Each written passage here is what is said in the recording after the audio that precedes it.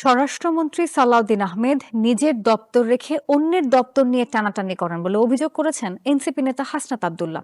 সকালে কুমিল্লার মেঘনা উপজেলা পরিষদ মাঠে এনসিপির পদযাত্রা ও যোগদান অনুষ্ঠানে বক্তব্য রাখেন হাসনাত আব্দুল্লাহ এমপি। বলেন, আইনশৃঙ্খলা পরিস্থিতির অবনতির ধারা অব্যাহত থাকলে এই সরকারকেই বিদায় হয়ে যাবে। অনুষ্ঠানে বিভিন্ন দল থেকে ১০০ নেতাকর্মী এনসিপিতে যোগদান করেন।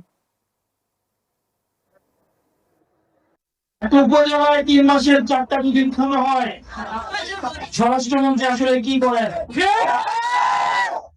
স্বরাষ্ট্রমন্ত্রী উনি মাঝে মাঝে প্রধানমন্ত্রীর পক্ষে কথা বলেন, উনি মাঝে মাঝে অর্থমন্ত্রীর পক্ষে কথা বলেন। আসলে ওনার মন্ত্রণালয় নিয়ে ওনার কোনো চিন্তা নাই। এখন মানুষ যেভাবে বলা শুরু করছে, এই মেঘনা উপজেলার মানুষ, আমি আজকে শুনলাম আমাকে এখানে বলছে যে এই সরকারের অনেক গুণ, মেঘনা উপজেলায় ৩ মাসে ৪ গুণ।